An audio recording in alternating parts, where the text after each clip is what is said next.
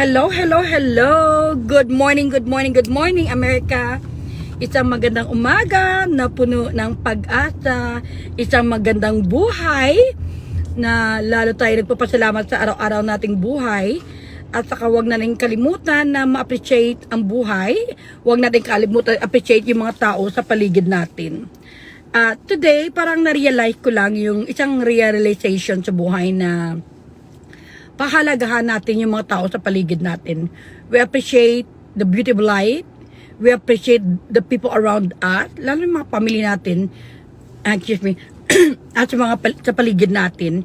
Kasi parang, alam mo yung, naramdaman mo yung, may mga ibang tao na appreciate nila yung mga tao sa paligid nila, pilit nilang sinisiraan. Kagaya yung isang nabasa ko na, yung, alam mo yung isang tao bibili ng 7-Eleven, or bumili ng pagkain doon sa mga bangkita na may namasama ng iba. So, as human being, let's support the small and local businesses. Kasi yun din ang isang advocacy ako dito sa Amerika na huwag mo sabihin 7-Eleven lang yan. Huwag mo sabihin bangkita lang yan. Yung mga tao na yun nagtatrabaho sa 7-Eleven, yung may-ari na yun, marami silang natutulungan. Ilang taong nagtatrabaho sa kanila para may hanap buhay. O kung bumibili ka man dyan, ibig sabihin nakatulong ka rin. Lalo na sa mga bangketa na sabi mo bibili lang ng grapes, bibili lang ng apple. Huwag nating masamain. Nagtitinda sila kasi gusto nila buhayin ang buhay nila. Nagtitinda sila dahil gusto nila buhayin ang buhay ng mga pamilya nila at pinapaaral nila. At hindi sila nakasalalay na humingi ng pera sa mga sponsor, kasi wala naman silang sponsor, di ba? Yung mga nagtitinda dyan, dugo at pawis nila yung puhunan nila dyan. Aside sa mga, minsan, ang pagkakalam ko, inuutang pa nila yan. Kung anong maibenta nila, parang commission basis lang. Minsan, magkano lang makukuha nila. Alam mo, I relate with that life. Kasi dati din kaming sidewalk vendors. Kaya alam ko yung buhay na nagtitinda. Nakasama ko yung tatay ko nung high school ako na nagtitinda sa bangketa, sa lugar, sa Bacolod. Kaya wag nating maliitin, wag natin siraan ang mga taong nagtitinda na naghanap buhay para sumikap sa buhay. Kita mo kung ano ako ngayon dahil parte ako sa mga sidewalk vendors na nagbibenta kami ng tatay ko noon. Kaya natuto ako sa communication, natuto ako how to get along with other people. Dahil sanay ako sa business. Lumaki kami ng merong negosyo sa Bacolod noon at meron kaming 3 karinderya. Kaya I'm so proud na dahil sa pagtitinda namin small and local businesses, may nararating kami. Kaya yung mga taong naninira at saka kung ang tao na masyal sa ibang bansa, matutuwa tayo. Kasi ibig sabihin, merong tumulong sa kanila, hindi sila nag-solicit ng pera. That is a voluntary sponsor. Halimbawa, yung si Ensanche ng Switzerland, nag-sponsor ng passport. Walang nagpilit sa kanya i-sponsor niya kasi gusto niya tulungan yung isang tao na umangat ang buhay at gumanda ang buhay. Ganyan din sa ating buhay. If you want to sponsor and volunteer, voluntary yon. Hindi yan the way the word solicit, humingi ka ng pera, either money or in kind, that is solicit. Donation or sponsor, ang tao nag-volunteer na magbigay para sa iyo kasi gusto niya tulungan kanya. At kung nakita mo yung tao pumunta ng ibang bansa, halimbawa Hong Kong, Italy, Switzerland, or saan, you to be thankful for. Kasi itong mga tao to nagsumikap magtrabaho, gusto na mag-sponsor sa ibang tao. Kasi gusto nila na kung ano mang naranasan nila sa ibang bansa na mamasyal, maranasan din mga taong hindi nakaranas na ganyan. Alam mo yung tao positibo sa buhay, nakikita iya yung maganda. Yung mga tao mga negatibo, puro nakikita nila yung mga bashing, yun yung nilalangaw, na bumibili lang sa bangketa, hindi yung maganda yung pinuntahan. That is the people who are makitid ang utak. Yun ang tinatawag natin yung mga tao na walang magandang inisip kundi paninira.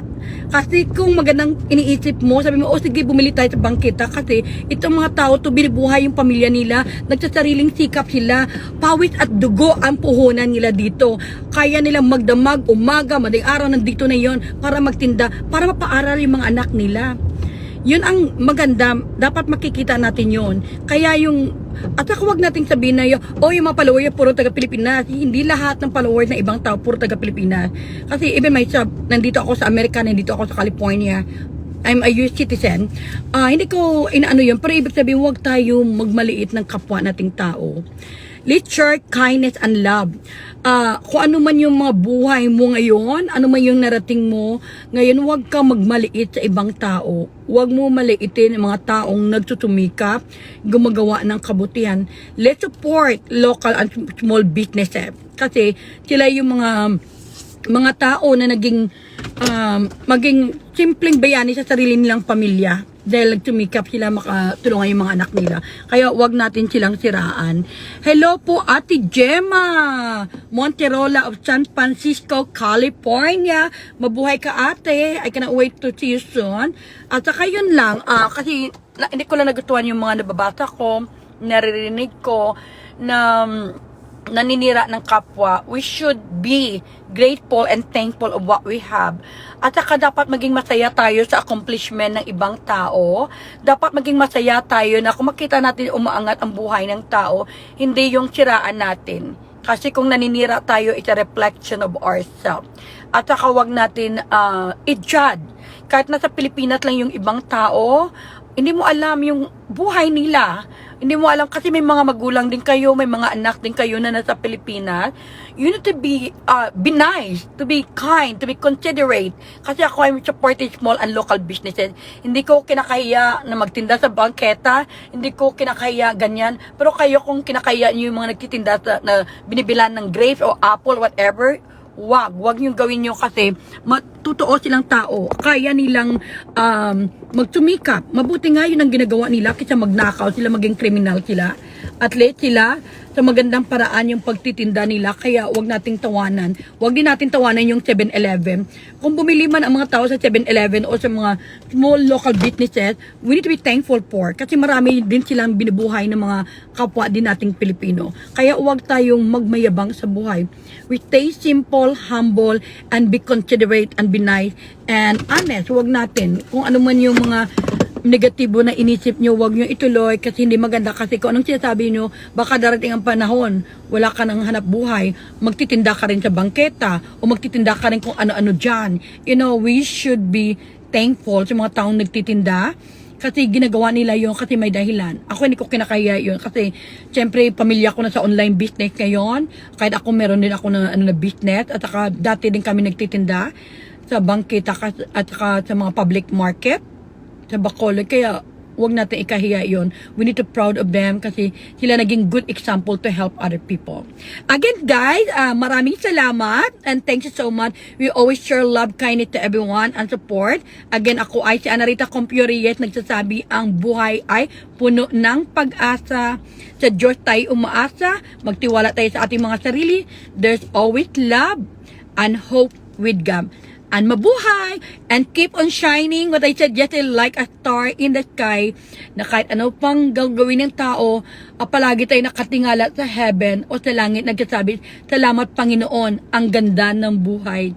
Nang dahil sa iyo nakita ko yung kabutihan sa paligid sa mga tao. Kaya let's appreciate the beauty of life. Let's appreciate all the people around us. Let's appreciate the small and local businesses. Kasi sila yung mga taong nagtutumika para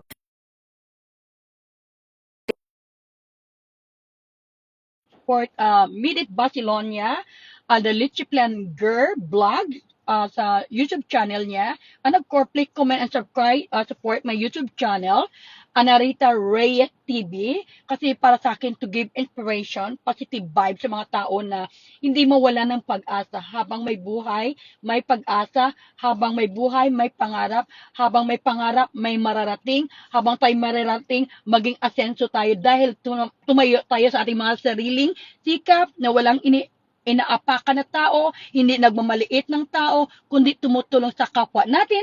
Again guys, huwag kalimutan, supportahan natin yung mga small local businesses ng mga ibang tao, hindi kagaya sa mga sinasabi ng ibang tao na ay hanggang ganyan na lang sila 7-Eleven or kung ano pa. So always support and give care to everyone kasi pinagpala ng Diyos yung mga taong matulungin at nagmamahal sa kapwa, ang tao na minamaliit ng mga iba, hindi nila alam na yun ang taong itataas sa pangalan ng Diyos, sa pangalan ng Panginoon. Again, guys, I love you all and God bless us all. Mabuhay po tayo sa lahat ng tao sa ibang bansa. And even kahit nandiyan kayo sa Pilipinas, keep doing a good work. Good work. Maging mabuti kayong tao sa ginagawa niyong kabutihan, magandang salita, at never make any bashing or negativity kasi whatever you do is a reflection of yourself. Okay, keep on shining like a star in the sky kasi ang sarili niyong bituin, magniningning din yan. Sa tamang oras, sa tamang panahon, ang importante magniningning yung puso natin na busilak, na nagsasabi tayo patuloy nagmamahal, tumutulong at nagsuporta sa ating mga kababayan, sa ating kapwa, lalo na sa ating mga pamilya. At saka sa mga sidewalk vendors dyan, huwag niyo ikahiya kung nagtitinda kayo. Kasi alam ko, darating ang araw asenso din kayo kasi nangyari din sa akin yan.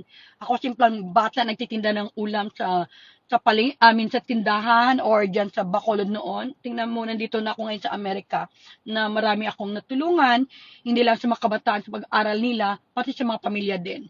So again, guys, mangarap ka, tuparin mo dahil mahal na mahal ka ng Panginoon. Ay yung nga sabi palagi ni Medet, Hiraya Manawari. Ibig sabihin, if you're hoping for something, it will happen to you. Yun ang ibig sabihin yun. Na yung mga hiraya manawari mo matutupad, hindi lang sa lugar na gusto mong puntahan, kundi sa iyong puso. The first thing you could do in your life, to share goodness and kindness and love to everyone. Be positive and always live your life with purpose and prayer. God bless us all and I love you at mabuhay. See you next time!